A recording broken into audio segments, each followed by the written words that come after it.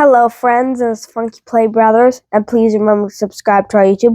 And today I'm reading part 10 of Piggy the Cure by Terrance Crawford, Scholastic, #2. And last time we left off at the end of chapter 3, now chapter 4. The cool early morning air and the shock of fresh wind on his face was enough to shake Ben from his despair.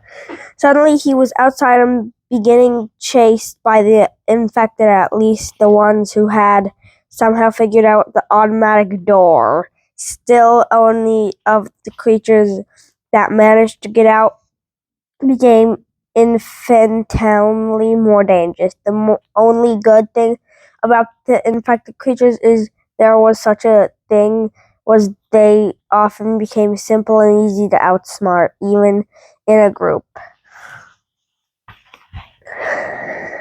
They were driven more by hunger and impulse than anything else.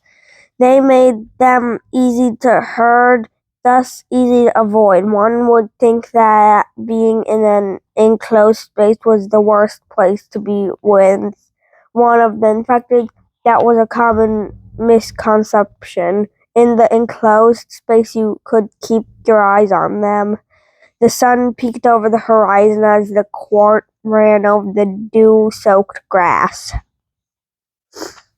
Light had not fully settled over the island. All Ben could see as he looked back was the bobbing orbs of infected crimson eyes. He turned his head and faced forward. The sight of what was ahead infinitely became then the visual of dozens of eyes bobbing over the hill.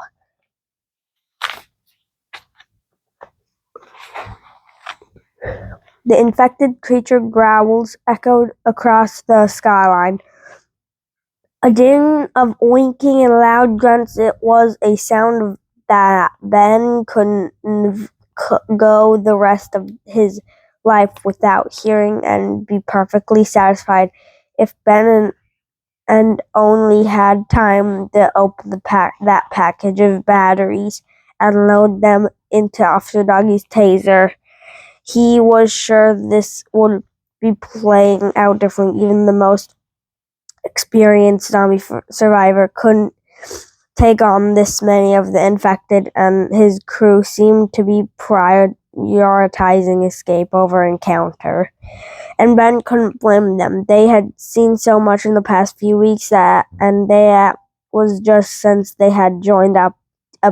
Badgie and Billy had been working for the Silver Paw for longer than that, combining the island for survivors and shepherding them into the safe place. Ben had only just barely begun to hear about the Oliver's adventures on his own, but he knew that his friend had quite a whirlwind tale of his own.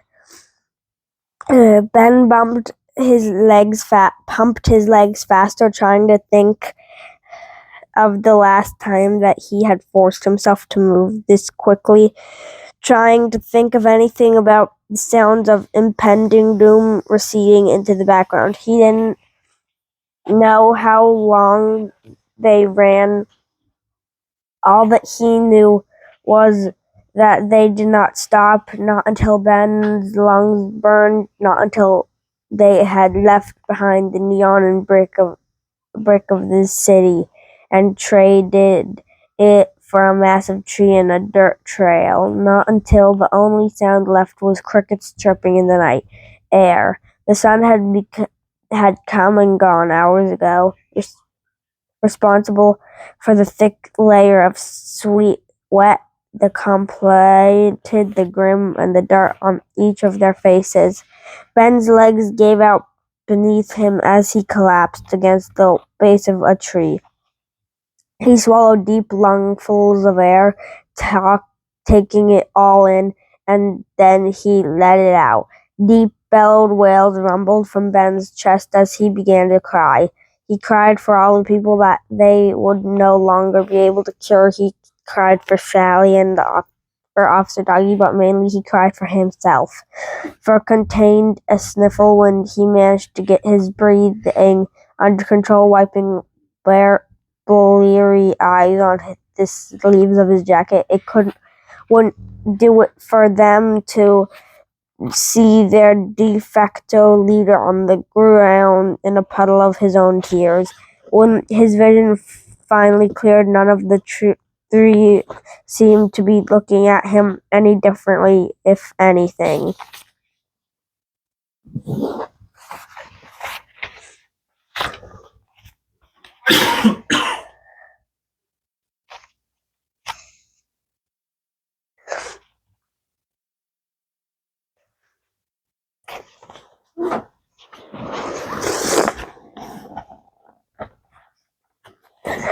They seemed to be smiling. Badgie doubled over in knee-slapping laughter. "Well, what's so funny, Ben?" asked, composing himself as quickly as he could.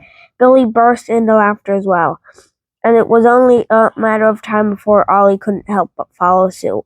They all fell to their knees. They then collapsed to the ground, tears welling in their eyes as they laughed.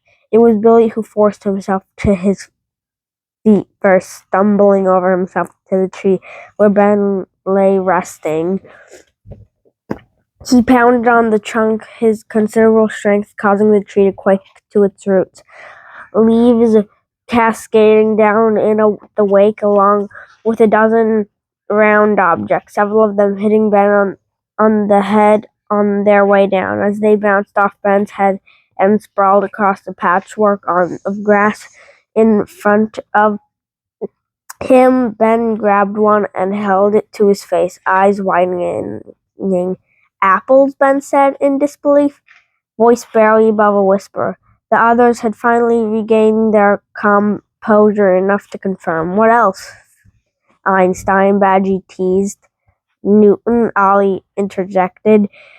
They gestured all around them, and as Ben took it all in, he couldn't believe his eyes. As far as the eye could see, row after row of apple trees, each bearing at least 24 of the round tart fruit, red, green, yellow, and from Granny Smith to golden delicious. The same forest they had protected him all those months ago had he fled the police station with Officer Doggy had come through for him again. Ben had no idea why, but for some reason the infected never wandered too deep into the forest. That is the end for now, because he has found an apple farm that he could just take a butt ton of, use some for the cure, take the others to eat, and this better not be the last book. So, friends, and I really liked it though.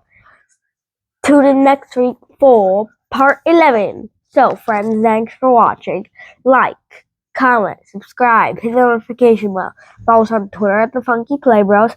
Follow us on Instagram and TikTok at Funky Play Brothers. Support our vlog at cashapp, the $ Funky Brothers. We have more unboxings, more taste tests, more adventures, more monies, and for support. Thanks for watching. Bye.